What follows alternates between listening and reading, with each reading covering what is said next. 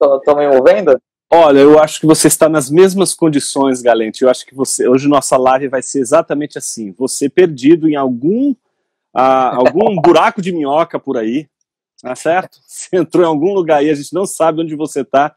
O importante é que você mande as perguntas de hoje. São as consequências do apocalipse, né? São as consequências. Hoje, aliás, hoje é o dia do apocalipse, né? Exato, não foi só na Alemanha que surgiram os efeitos. É. Muito bem, meu caro. Então tá Só bom. perguntando aí pro pessoal, pra gente ter uma noção, e a gente já começa, Galente. Gente, vocês só estão vendo a imagem do Galente congelada, mas estão ouvindo bem aí a nossa fala, certo? Perfeito. Hoje a gente vai fazer assim, porque é assim que a gente está conseguindo realizar hoje. Vocês vão ver a performance altamente concentrada de um Galente que não pisca enquanto faz perguntas. Vai lá, Galente, o que você tem pra gente hoje? Boa, a gente tem umas perguntas bem legais hoje sobre a terceira lição. Vou começar então com uma pergunta da Laís Dias. Eu vou dividir em duas partes, tá? Tá bom. A primeira pergunta dela, ela pergunta se você conhece a teoria do Carl Rogers, e se sim, ela pergunta sobre o conceito de tendência atualizante, se ele é conflitante com a cosmovisão cristã no que se refere à queda do homem. Bom, Carl Rogers, tudo que eu li até hoje de Carl Rogers foi de segunda mão, então minha leitura do Carl Rogers não é ainda uma leitura de fonte primária, então por isso eu não vou me arriscar aqui em, obviamente, apresentar uma exposição do pensamento dele, muito embora nas leituras que a gente faz, mesmo de autores que criticam ele ou que enaltecem o trabalho dele, a gente acaba tendo ali alguns vestígios da obra dele, algum entendimento do que ele produziu, né? A gente sabe da forte influência, digamos assim, do humanismo dentro da psicologia desse contexto do Carl Rogers, né, que é muito forte, e eu acho que o ponto fundamental aí da questão que não diz respeito único e exclusivamente a Carl Rogers, é a questão relacionada, se me falha a memória, não só a questão do humanismo, mas a questão relacionada às expectativas de um ser humano bom. É isso mesmo, Galente? Eu acho que sim, porque ela vai continuar essa pergunta depois, a Laís, com relação exatamente a essa visão humanista, né? O quanto que uma visão humanista, tanto do Rogers quanto de qualquer corrente da psicologia, pode se opor ou se opõe a uma cosmovisão cristã por desconsiderar o pecado, né?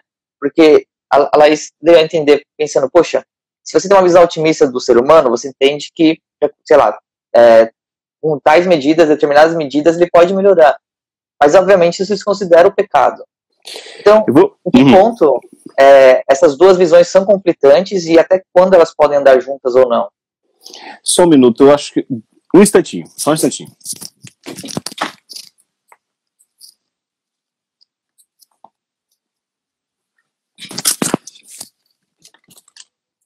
Pronto, estou de volta. Saudades. Quase.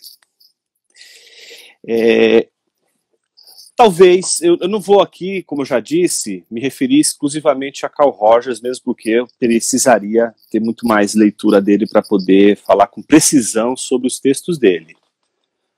Mas o que a gente pode falar é sobre essa perspectiva humanista em várias teorias e interpretações do psiquismo humano, que é uma tentativa de ler o ser humano como uma espécie de bom selvagem, como uma espécie de olhar mais positivo com relação à natureza humana.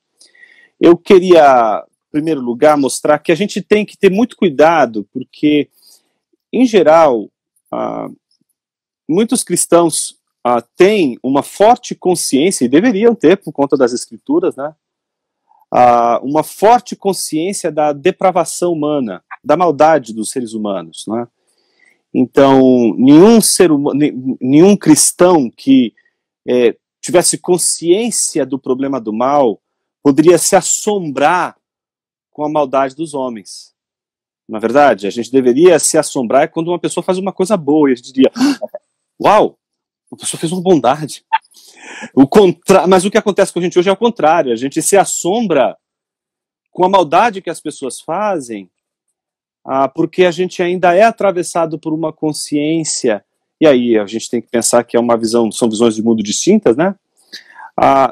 Que não consegue perceber um estado degenerativo de caráter, de moral, de ética do indivíduo, e essa incapacidade de enxergar as responsabilidades que o ser humano tem com as suas ações e a questão, digamos assim, dos princípios morais que regem a conduta de uma pessoa, o esquecimento de toda essa discussão, ela cria a ideia de um ser humano puro, né, num estado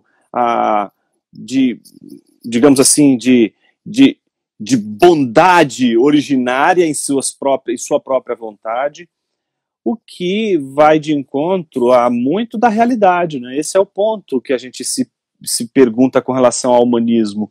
Então, dentro desse contexto, o humanismo secularizado, né, esse humanismo que a gente está se referindo aqui, que é um humanismo que não precisaria sequer ser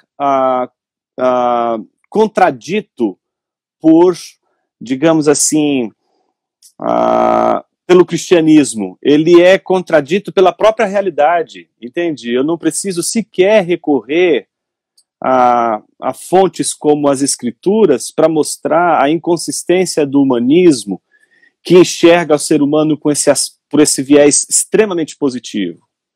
Por outro lado, Galente, há uma discussão muito interessante que é na conscientização da vileza do ser humano. A boa parte aí dos cristãos perderam de vista os efeitos da graça comum que se estende a todos os seres humanos e que inclusive diz respeito ao ser humano. Então, quando a gente diz que a depravação é total, a gente não está dizendo que a depravação total é a de que não há nada de bom no ser humano, mas de que não há nenhum aspecto da vida do ser humano em que a queda, a maldade, né, o terror do pecado não seja ali, não mostre ali os seus efeitos. Eu queria indicar um livro para essa discussão do Karl Menninger. Eu acho que alguns aqui devem conhecer. Esse livro foi publicado no Brasil em 1975 e a tradução dele foi feita pela Clarice Lispector.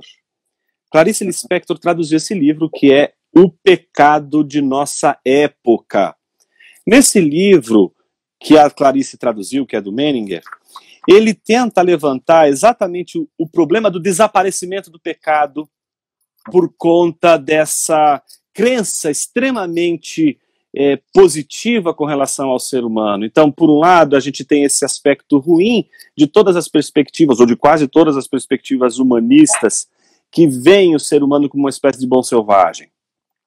Mas, em contraste, a gente também deveria tomar cuidado com uma noção de depravação total que não consegue enxergar no ser humano nada que seja do efeito do Criador ou do efeito daquilo que seria a graça comum.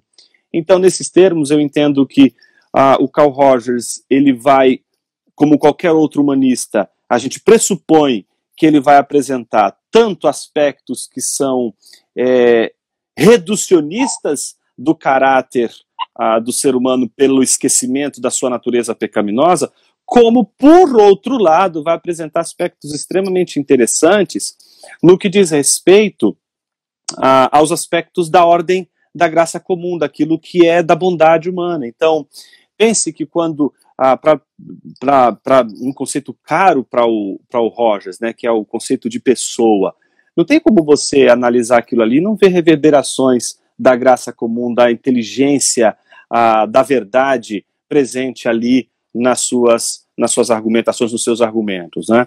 Então, eu penso dessa forma. Eu acho que a gente precisa resgatar um certo cuidado com esse otimismo do bom selvagem aí, né?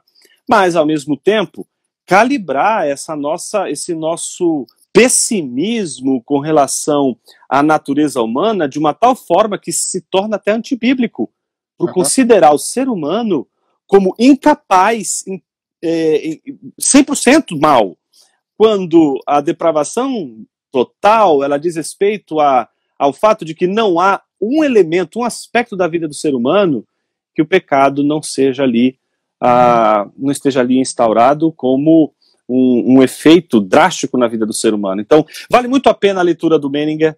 O pecado de nossa época mostra o desaparecimento dessa noção e as implicações disso para a psicologia. Esse livro é sobretudo para psicólogos, e aqui eu queria destacar não só psicólogos cristãos, mas gente que lida com aconselhamento bíblico.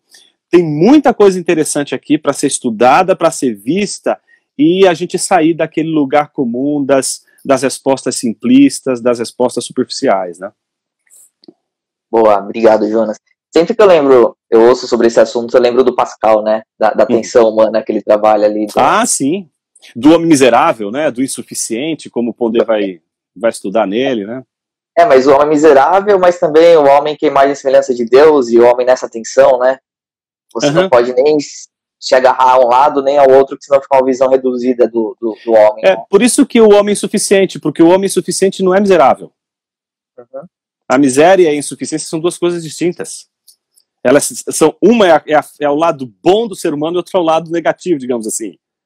A miséria é a degradação de um homem insuficiente, que foi criado por Deus insuficiente. A insuficiência é uma dádiva da boa criação de Deus. Ser insuficiente não é um erro na matriz.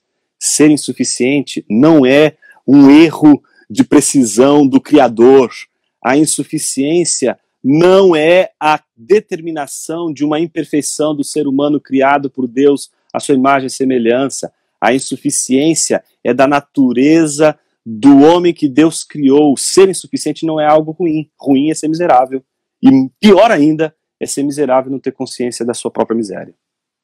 Aí é Pascal, isso é Pascal. Jonas, você me permite adicionar uma pergunta a esse ponto? Porque eu acho que é uma questão importante e que a gente pode entender errado muitas vezes, né? Você acha que o humanismo necessariamente é algo ruim? Não. É algo que depende de cada autor, né? E, às vezes, pensar como humanismo ruim, a gente não pode até ter um pensamento, às vezes, talvez agnóstico, sabe? Do tipo, eliminar o que tem de bom no homem. Veja, Galente, se nós somos cristãos e levamos o evangelho como um peso criterioso para a vida, um cristão jamais poderia olhar para qualquer teoria que fosse e dizer que ela é 100% demoníaca.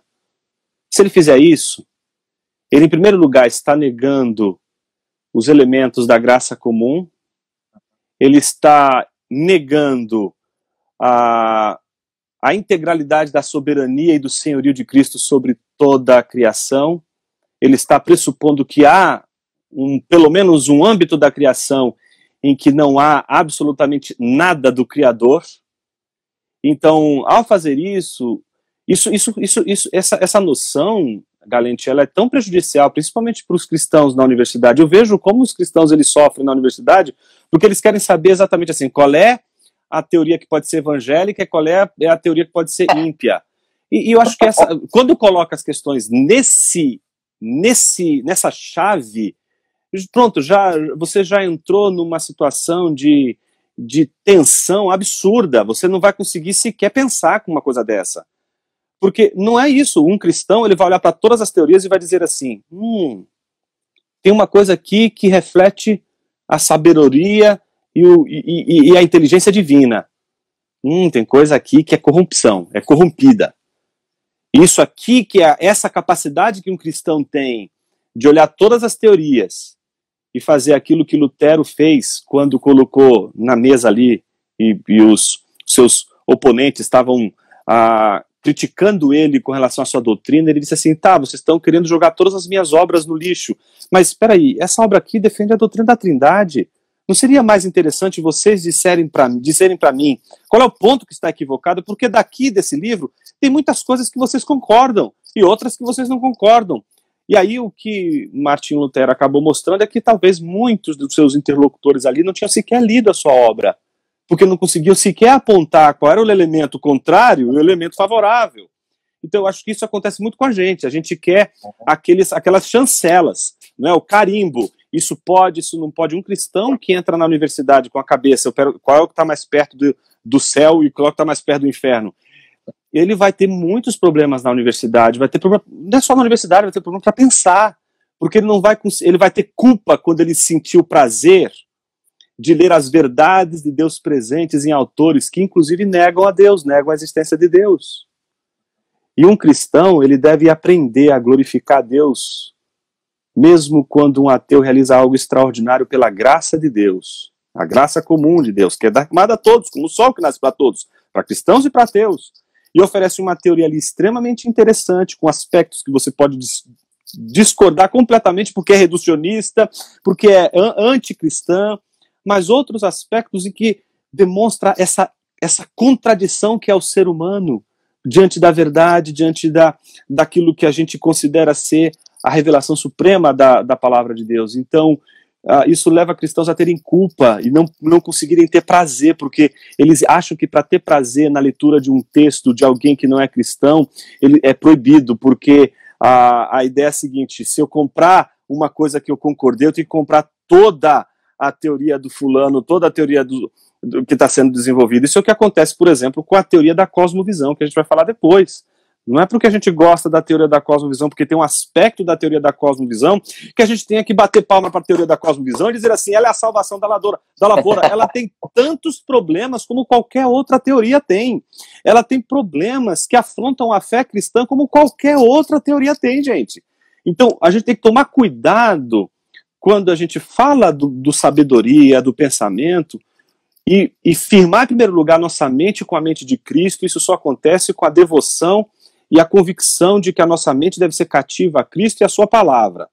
Uma vez que você tem a consciência firme nas Escrituras, na palavra de Deus, e a sua mente está forjada pela mentalidade bíblica, você é a pessoa mais livre para pensar. Mais livre para pensar. O cristão é o investigador que teria mais liberdade para pensar sobre todos os assuntos, porque ele presta contas ao Senhor de todos os assuntos, ao Senhor de tudo aquilo que se passa debaixo do sol, debaixo de tudo aquilo que a gente vive nesse mundo. Então, me parece que a sua pergunta é interessante e a acusação de gnosticismo faz todo sentido, Galente.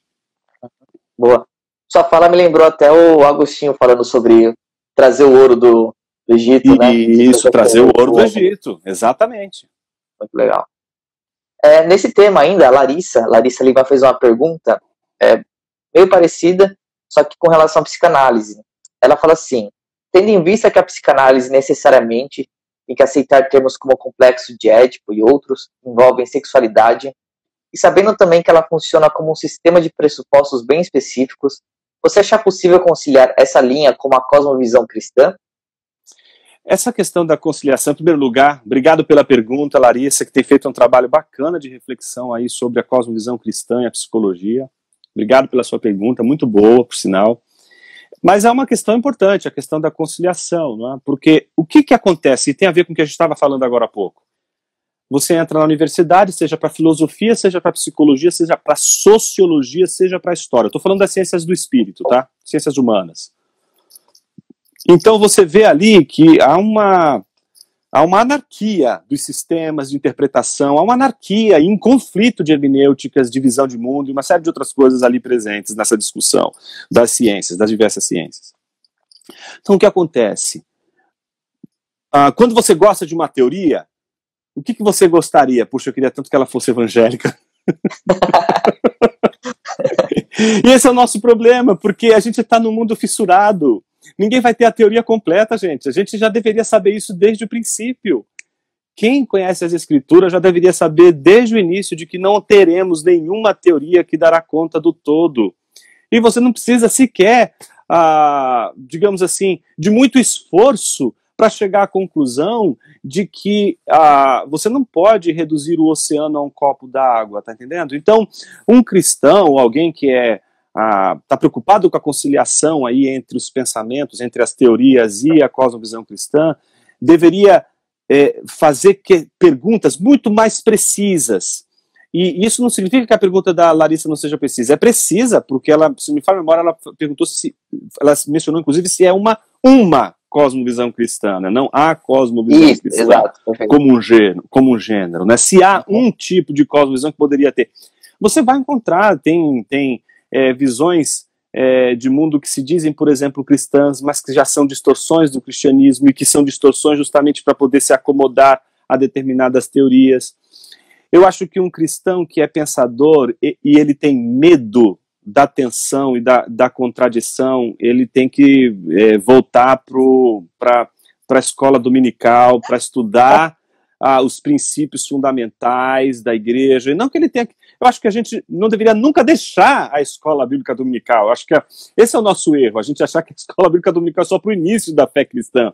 Ela deve fazer parte da nossa vida cristã como um todo, porque é ela que vai fazer a gente descobrir que toda a nossa, digamos assim, visão, até ingênua, eu diria, de que vamos encontrar a pedra filosofal que vai unir a louca da casa, que é a teologia ou a visão cristã de mundo, com a sábia e a prudente senhora ciência.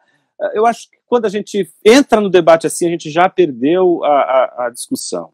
Então, deixa eu colocar aqui essa questão que a Larissa colocou, de uma perspectiva em que o problema apareça de uma maneira mais, eu diria assim, clara, que é a seguinte: antes da gente se preocupar se a psicanálise corresponde com o evangelho ou não, a gente deveria fazer a seguinte pergunta: a psicanálise, ela dá conta da promessa que ela faz?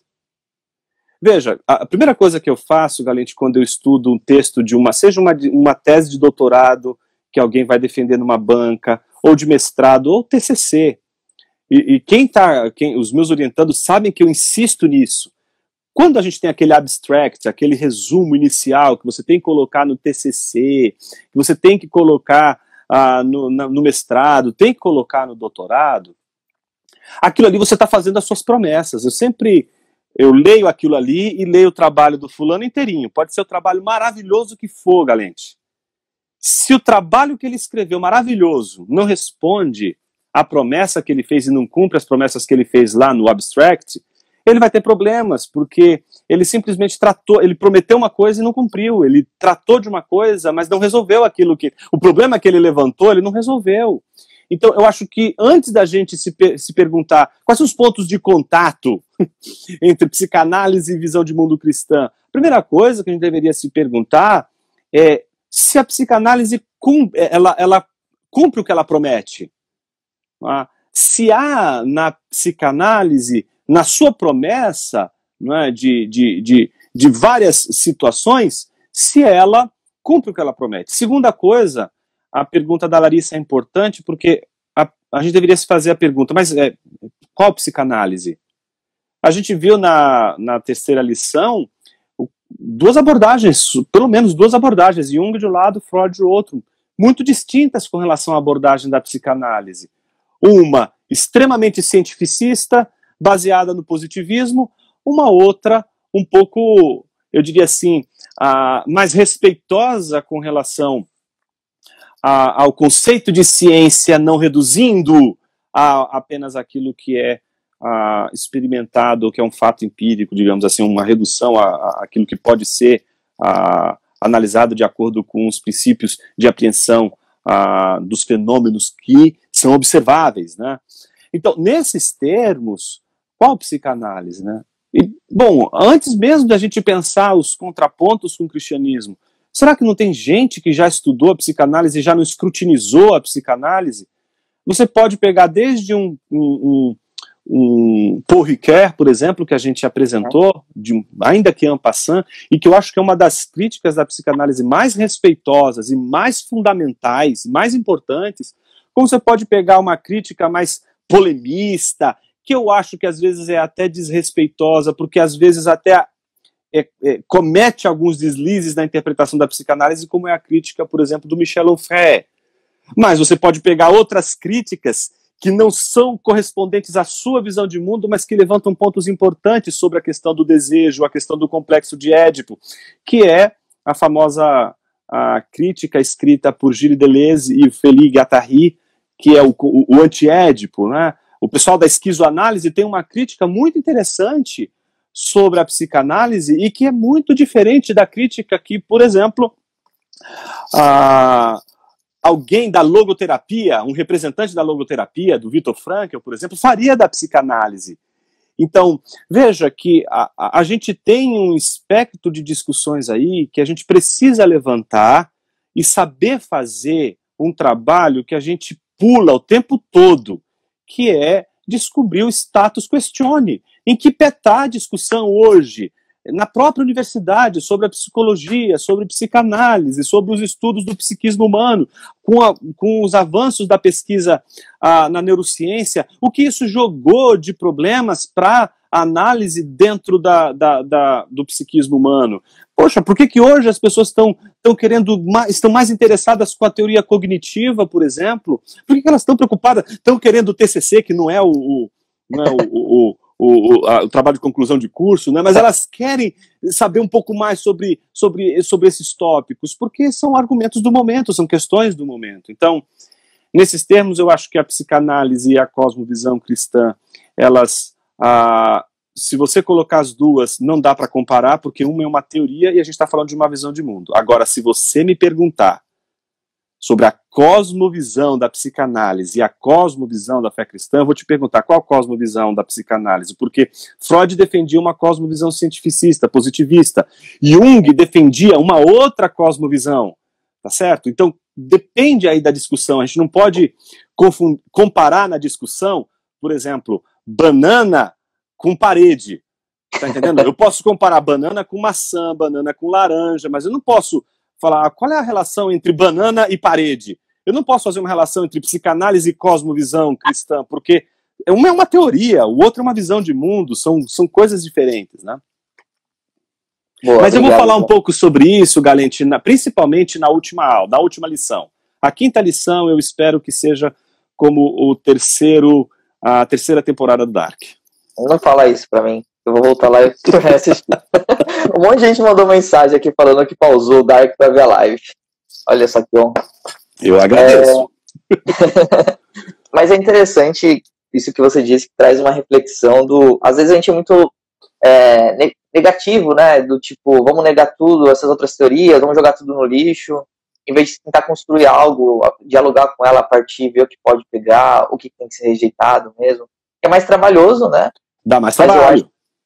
Mas eu acho que é um trabalho que falta, né, para os cristãos às vezes. Não jogar tudo no lixo, mas tentar trabalhar a partir disso. E que mostra, né, um certo cuidado que precisa ter quando a gente entra nessas questões. A gente não pode sair falando, por exemplo, de coisas que a gente não teve a menor noção, não teve uma menor pesquisa. Eu não posso sair daí falando, psicologia não presta, mas você já leu alguma coisa, já estudou? Eu li uma introdução, eu li... não faz uma coisa dessa, pelo amor de Deus, não faz isso. Eu até lembrei um autor aqui, mas vou deixar quieto. Tem uma pergunta da Edi Santos, é uma pergunta que tá bem grande, tá? Eu vou ler aqui, eu ia resumir, mas eu acho que o conteúdo dela é bom, então vale a pena a gente ler. Então, vamos lá. Ela pergunta assim: nas ciências naturais, existem fenômenos que emergem a partir da organização mais básica de um sistema, gerando novos fenômenos e constituindo um novo sistema. Frequentemente é utilizado tal jargão para representar essa ideia. O todo é maior do que a soma das suas partes. Por exemplo, se simplesmente forem agrupadas de forma aleatória a um conjunto de moléculas orgânicas e sais minerais, é impossível obter uma célula viva em toda a sua complexidade. Porém, uma vez ordenada, novos fenômenos surgem, por exemplo, a homeostase, devido às relações que surgem dessas partes. Atualmente, muitos pesquisadores em neurobiologia, não sei precisar se é a maioria, defendem essa ideia como fundamento da consciência. Isso é, ela é o resultado da emergência de sistemas mais básicos corretamente ordenados. Apesar de não ser possível mensurar o amor, a dor de dente, etc., porque não possuem existência objetiva, poderíamos dizer que ele é o resultado de certa configuração neuronal, hormonal, etc. específica.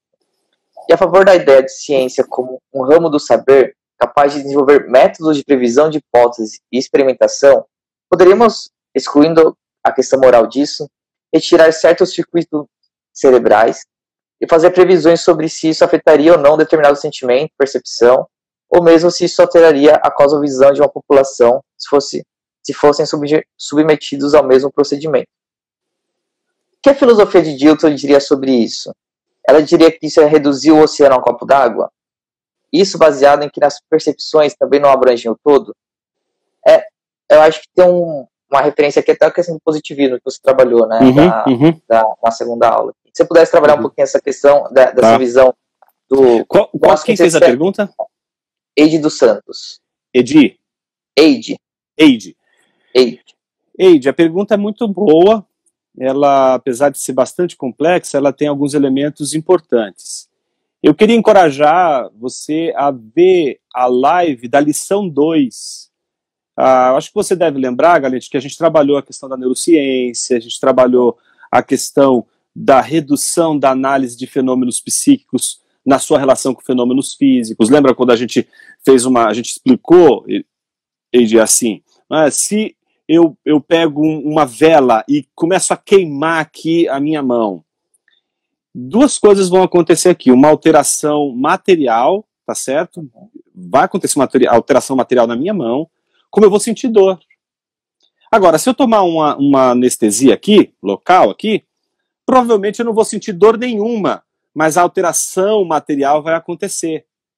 Então, a gente precisa saber as distinções entre aquilo que seria um fenômeno físico e um fenômeno psíquico, e essa é a preocupação do Dilthey. O Dilthey não está preocupado em mostrar que há uma relação entre os fenômenos físicos e os fenômenos psíquicos. Ele quer mostrar que eu não posso analisar os fenômenos psíquicos da mesma forma que eu analiso os fenômenos físicos. Porque os fenômenos físicos, eles são observáveis.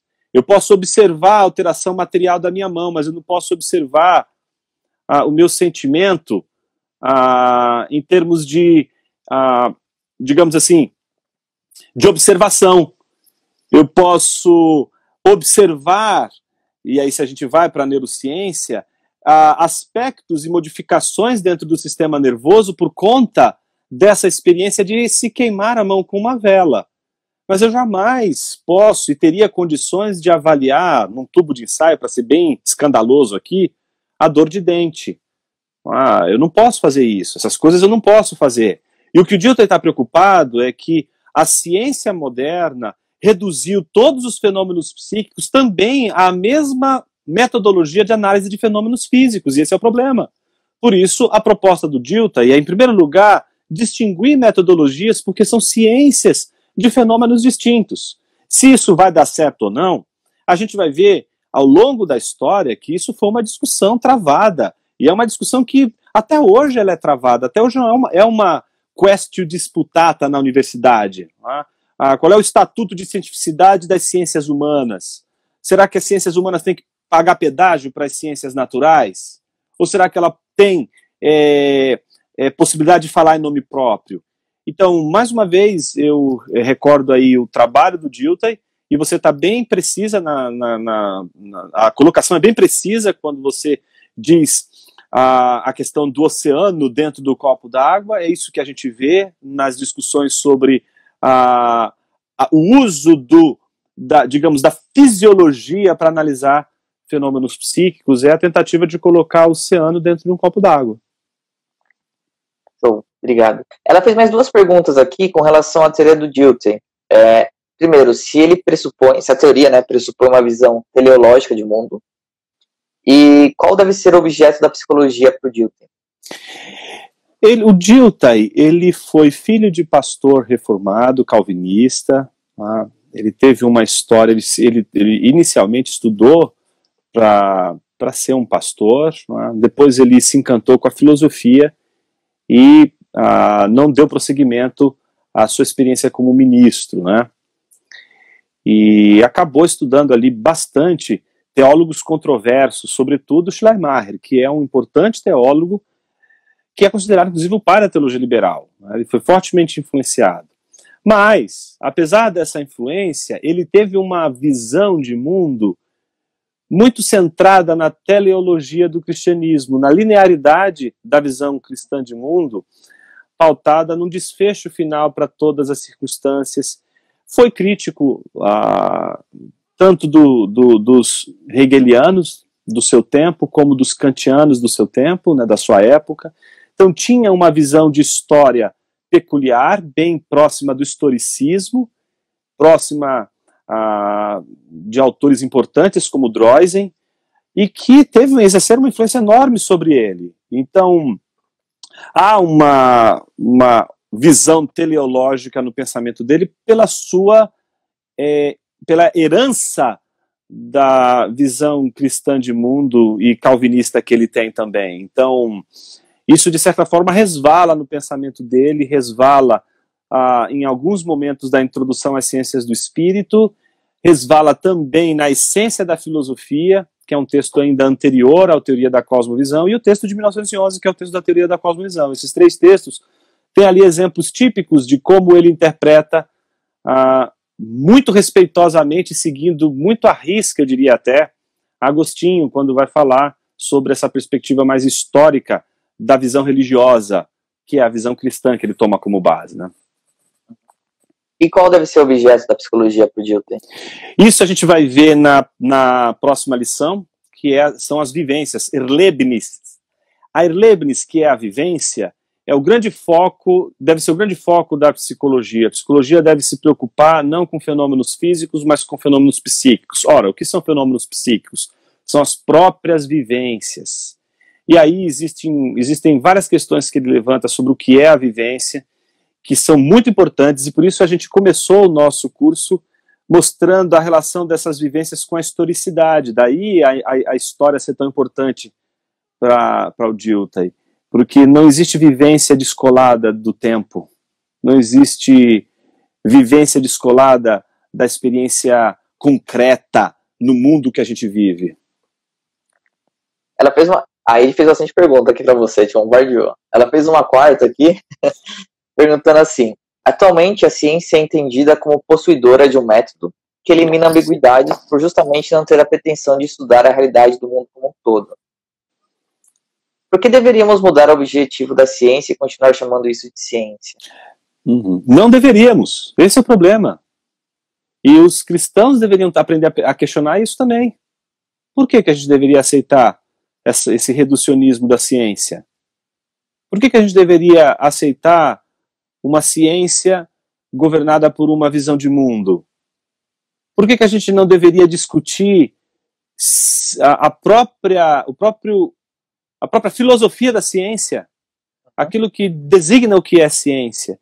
Então, a gente não precisaria concordar. E eu acho que a gente tem alguns importantes filósofos e pensadores, como o Alvin Plantinga, que a gente está sempre citando aqui, que são exemplos de gente que colocou o dedo na ferida e questionou exatamente o conceito de cientificidade como a gente considera hoje. A gente não pode aceitar de barato que ciência é só ciência de fenômenos físicos ou de fatos empíricos e observáveis. Então, eu acho que essa é uma maneira reducionista de você enxergar a ciência. Então, cristãos deveriam defender a ciência das próprias degenerações da ciência feita por aqueles que supostamente estão a favor da ciência. Boa, muito bom. Tem outras perguntas aqui, vamos lá. O Gustavo Teles, ele pergunta se há relação entre as cosmovisões e o motivo base religioso do Doiver. Basicamente, a gente vai... Tem alguns estudiosos aí que fazem distinção. Eu acho, às vezes, muito difícil você tentar estabelecer uma distinção entre o motivo base e a própria cosmovisão, porque quando o próprio Doiverd descreve o motivo básico religioso, ele descreve exatamente nos termos em que boa parte da tradição de intérpretes do conceito de cosmovisão, que vem lá de James Orr, passando por Kuyper, Doiverd, vão interpretar a cosmovisão. Então a pergunta que eu devolveria que conceito de cosmovisão? Porque se for cosmovisão, como James Sire defende, eu diria para você que sim. Se for cosmovisão, como Dilthey diria, eu diria não. Então, tudo vai depender de como o conceito de cosmovisão está sendo tratado ou considerado. Então, para ser bem direto, eu diria que se o conceito de cosmovisão for esse que a gente tem usado no contexto mais religioso e apologético, sim, faz todo sentido. Legal. O Marco fez uma pergunta aqui na live que eu achei interessante. Tá. Você até comentou agora um pouco algo com relação a isso. Ele pergunta assim: podemos avaliar a cosmovisão cristã como cosmovisões, já que temos diversas tradições? Sim, eu acho que a ideia aí seria a cosmovisão cristã, pensando ela como um gênero, né? Então você teria diversas cosmovisões cristãs. Então um reformado teria uma visão de mundo cristã, como um arminiano teria uma visão de mundo cristã, como um católico teria uma visão de mundo cristã, como um luterano teria uma visão de mundo cristã. Então a gente não poderia dizer que essa diversidade de interpretações e de hermenêuticas que existem na cristandade, se a gente pudesse usar essa palavra que para alguns soa muito feio, né? Essa diversidade, ela não é suficiente para separar essas visões de mundo, como acontece, por exemplo, com o liberalismo. O Machen, por exemplo, ele é maravilhoso por isso. Quando ele escreve Cristianismo e Liberalismo, quando ele escreve e dá esse livro e dá o título como Cristianismo e Liberalismo, ele já está mostrando que o liberalismo não é um cristianismo, então não é uma visão de mundo cristã, muito embora cristãos tenham uma visão de mundo liberal, nesse sentido liberalismo teológico eu estou me referindo, não ao liberalismo econômico, né, nem o de costumes, eu me refiro aqui especialmente ao liberalismo teológico. Né? Legal. O Marcos, lá no YouTube, ele fez um comentário seguido de uma pergunta. Ele fala assim: é curiosa a cegueira de Freud quanto ao impacto de sua visão de mundo, de sua visão de mundo em sua própria obra. Ele tenta defender a cientificidade da sua teoria, mas as conclusões nas quais chegam são, segundo o Marcos, extremamente subjetivas e contestáveis. Ele está se referindo ao Dilthey, é isso? Não, ao Freud aqui. O Freud. Ele diz que o Freud ele traz uma cientificidade como se não tivesse influenciado pela cosmovisão, mas no fim a visão dele é influenciada. Aí ele fala assim: o Jung soa mais autoconsciente da irremediável impressão da própria cosmovisão em tudo aquilo que alguém pensa e faz. Considerando isso, para viver uma vida que agrada a Deus, seria o maior desafio de um cristão ter transformado a sua cosmovisão pessoal pela cosmovisão bíblica? Sim, muito boa pergunta. Voltando então àquilo que a gente falou no início, né? A cosmovisão bíblica, ela vem com a leitura das escrituras, tá certo? E ninguém lê as escrituras sem a mediação de uma membresia, de uma igreja local. E é isso que eu acho engraçado hoje. As pessoas querem escolher uma interpretação da Bíblia como se elas tivessem autonomia para escolherem uma interpretação pessoal da Bíblia. O problema é que essas interpretações pessoais da Bíblia, elas nunca são consideradas, elas não são sequer ventiladas dentro do contexto da cristandade, porque a interpretação bíblica, ela é sempre veiculada pela nossa filiação com a igreja, com uma igreja. Então, ela é sempre comunitária. Todas as vezes que a gente acha que a gente pode fazer uma interpretação tão peculiar da Bíblia que nunca ninguém fez na vida, eu acho que a gente está diante de um forte candidato à heresia, ou a uma seita, ou alguma situação aí mais degenerativa da visão de mundo cristã. Né? Então eu entendo que cristãos, eles estudam a Bíblia, e eles estudam a Bíblia sempre com a mediação de uma igreja, de uma confissão de fé, seja uma confissão de fé pública, que é o caso das igrejas que escrevem a sua própria confissão de fé, e têm a sua própria confissão de fé, seja não pública, que são aquelas que não escrevem, mas que têm uma profissão de fé, talvez mediada pelo pastor, e aí talvez seja um pouquinho mais perigoso quando a gente está diante de uma mediação dessa natureza, porque aí é a visão sempre do pastor, a visão sempre de um líder religioso, e aí você precisa contar bastante com a maturidade desse cristão, porque se ele não for suficientemente maduro, muitas pessoas vão correr um risco aí enorme se elas se entregarem a uma confissão de fé privada, né?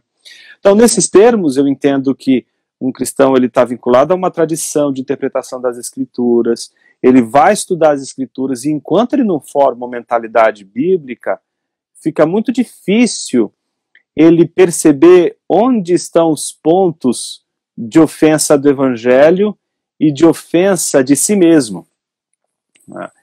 Então, a mesma coisa, isso volta para a questão da psicanálise, do Freud, né?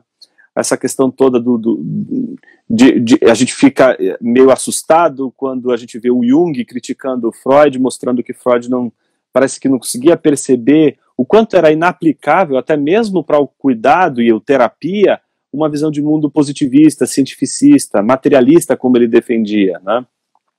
Coisa que também o Viktor Frankl vai defender, né? Vai falar bastante sobre isso. Entretanto, uma mente bíblica ou uma mente cristã, ela sabe nutrir dessa literatura que está à nossa disposição, que a gente poderia até chamar de pagã, se a gente quisesse, né? Mas que nem por isso está desprovida de sabedoria. Ó, hoje os livros mais daqui que estão... Deixa eu pegar um aqui. Deixa eu indicar esse aqui. Esse aqui é uma preciosidade. Olha como é fininho, Galente. Uhum. Dá para ler numa sentada. Foi escrito por São Basílio. Chama-se Carta aos Jovens sobre a utilidade da literatura pagã. Carta aos Jovens sobre a utilidade da literatura pagã. Eu dei um curso só com base nesse livro certa vez, que é para tratar exatamente dessa questão de como cristãos deveriam lançar os seus olhos em direção à literatura, sabendo tirar dela aquilo que reflete a grandeza de Deus na sua revelação por meio da graça comum, da dádiva comum de Deus aos seres humanos. Então, nesses termos, quanto mais um estudioso da literatura pagã tiver intimidade, tiver uma mentalidade bíblica, não é que só ele vai saber separar aquilo que é bíblico e o que não é bíblico. Ele vai saber usar com profundidade, com uma beleza incrível, aquilo que glorifica a Deus e que está presente numa obra pagã. Então, o cultivo da mentalidade bíblica é fundamental, não é para que você saiba distinguir entre a boa literatura e a má literatura. É para que você consiga descobrir até mesmo na má literatura, naquilo que teria tanta coisa corruptível ali, né, corruptora, você perceber que tem lampejos da graça de Deus e que iluminam a Deus em termos de glorificação pela inteligência que Deus deu a certos homens de, em determinados momentos de sua vida e obra, escreverem coisas tão impressionantes. Então, essa mentalidade bíblica é a única coisa que vai dar segurança para um cristão pensar livremente. Você só vai ter desespero de estudar a literatura pagã se você não dobrar os seus joelhos diante das Escrituras e lê-la diante de Deus. Aí sim você tem que rever os seus conceitos, porque quanto mais a gente conhece as Escrituras e mais a gente é atravessado pela palavra de Deus, mais liberdade para ler e confiança para saber o que é luz e o que é treva a gente vai ter. Então, a desculpa de não vou ler literatura pagã é desculpa de quem nem a literatura bíblica consegue ler. Boa. Eu acho que um grande exemplo disso é o que você faz, né? O pessoal que gosta do trabalho, a gente acompanha, vê como você consegue ler diversos autores e ir pro inferno por conta disso, né? Eu espero. Mas dá pra ver que isso é possível, né? Não é impossível. Fazer essa análise toda. A Aimee, ela fez uma pergunta que, de certa forma, acho que você já respondeu durante as aulas, mas ela perguntou sobre se a teoria da cosmovisão é desconsiderada na psicologia. Isso eu acho que, por exemplo, voltando ao ponto da Larissa, né, que a Larissa levantou aí, eu acho que a gente precisa trazer essa discussão para o ambiente da psicologia também. Porque a discussão da cosmovisão coloca, não é uma pulga atrás da orelha, coloca um elefante atrás da orelha. Eu sempre tenho dito, de alguma forma, aqueles que estão próximos, né, que quando me perguntam assim, Jonas, como é que a gente deve lidar com essa situação na universidade? Em vez de você ficar querendo atacar e tentar mostrar, em primeiro lugar, que a Bíblia tem razão, em primeiro lugar, a Bíblia vai ter razão você ensinando, argumentando corretamente ou argumentando de forma desastrosa. Então, a Bíblia não precisa de você, ela se sustenta sem você, fique tranquilo. Então, a Bíblia não depende da sua obra maravilhosa para ela ficar de pé. Ela vai ficar de pé, seja você um bom pensador, seja você um terrível pensador, certo? Então, isso está fora de questão. Agora, o que a gente precisaria fazer, que a gente faz muito mal hoje na universidade? Pô, as perguntas. Pô, você está entrando numa universidade, cara, você tem que pensar. Então eu vejo cristão entrando na universidade, eu vejo lá, tem cristão, eu vejo, conheço, você é pastor, né, Jonas? É, pastor e tal. Aí quando eu vejo fulano, não presta atenção na aula, ele não presta atenção na aula, ele não reage, não faz perguntas, é o primeiro a sair, levanta toda hora. Então, esse tipo de crente numa universidade faz muito feio. Faz feio porque não envergonha só a si mesmo, envergonha a Cristo. Deveria ser objeto de disciplina. Não pode fazer um negócio desse. Você está na universidade, então estude. O professor apresentou uma questão, seja lá quem for, respeite o pensador em primeiro lugar, se ele é um pensador histórico, não importa se é Freud, Marx, Nietzsche, se é Lacan, se é Carl Rogers, se é Deleuze, se é Guattari, não importa quem seja. O professor está lá expressando, pera, deixa eu entender esse argumento. Pô, mas esse argumento está fazendo sentido, ok. Mas, professor, eu não estou entendendo isso aqui. Parece que aqui tem um non sector. Parece que esse argumento não se segue daquilo que foi defendido anteriormente. Não parece que tem uma contradição aqui. Não, a gente não consegue fazer isso. A gente quer abrir a Bíblia e dizer, professor, isso não está na Bíblia. A gente, mais uma vez, a gente pegou banana, o professor está apresentando banana e a gente está mostrando abacate, a gente está mostrando uma parede. Tá certo? O carro. Não, agora é hora de você contrapor a banana com o abacaxi. Você tem os níveis das discussões, e eu acho que a gente precisa um pouco de atenção nisso, sim, com certeza. Eu acho que é o ponto que você disse, né? Para criticar precisa entender o que o autor disse primeiro. Claro, sem sombra de dúvida. Vai bater espantalho, fica mais feio para quem bate do que qualquer coisa. Né? Terrível. A melhor coisa, quando você vai apresentar um pensador, mesmo que você discorde dele, e, gente, a gente vai errar, eu vou errar, você vai errar, várias vezes a gente vai cometer imprecisões. Se você está querendo expor o pensamento de alguém e não quer correr o risco de ser reducionista na sua interpretação, acho que você tem que entrar no buraco de um minhoca aí no futuro, onde as pessoas não têm esse tipo de dificuldade. Porque até agora, no presente momento de toda a história, ninguém conseguiu fazer um negócio desse. Então, a primeira coisa seja o máximo fiel ao que o pensador está dizendo. Tente ver exatamente aquilo que ele está dizendo. E a generosidade na leitura, que é a caridade, que Agostinho disse que a gente deveria tanto ter na nossa leitura, começa quando a gente reconhece os pontos positivos, quando a gente reconhece aquilo que é valioso numa obra e apresenta do outro lado aquilo que seriam os poréns. Os poréns são importantes também, mas a gente tem muito a dizer também sobre aquilo que não é porém. Essas duas coisas precisam caminhar juntas, né? Uhum. Jonas, tem uma pergunta aqui que eu acho muito boa. É possível viajar no tempo dentro de uma caverna?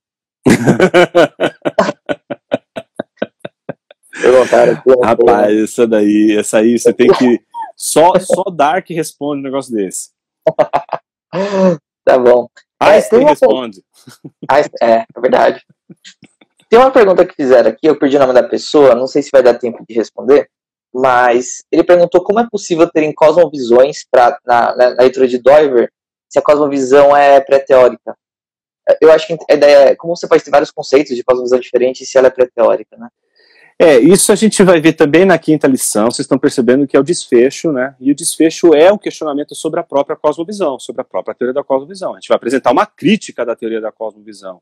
E a crítica da teoria da cosmovisão contempla essa pergunta que foi colocada aqui. Então, aguarde as cenas dos próximos capítulos, porque a gente vai chegar nesse ponto, né, da cosmovisão da cosmovisão.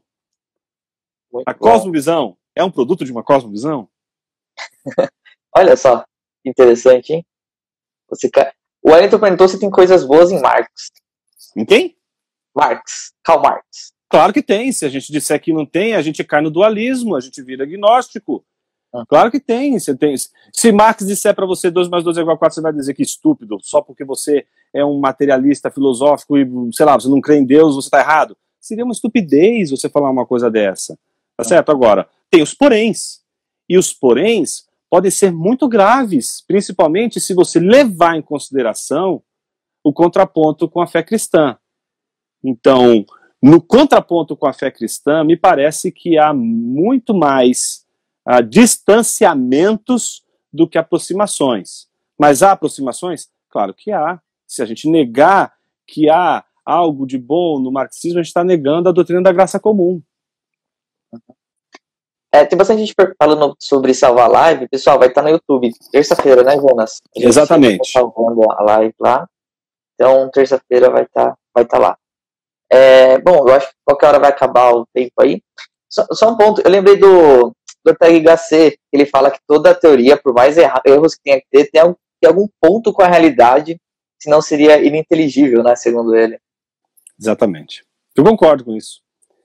A gente não pode dizer que qualquer visão de mundo não tenha nada que represente algo de verdade. Pode ser o mínimo do mínimo do mínimo, mas eu não posso dar 1 grau 0. Legal. Jonas, muito obrigado aí por tirar as dúvidas. Pessoal, tem um pessoal que perguntou onde faz. Façam as perguntas. A gente tenta responder na live, mas no vídeo do YouTube da aula. Então, o Jonas e eu, a gente dá uma olhada nas perguntas toda semana. Então, a próxima vai ser da lição 4. E a gente tenta trazer para responder aqui para vocês. O Jonas responder, né? Eu só a minha figura parada aqui, o meu quadro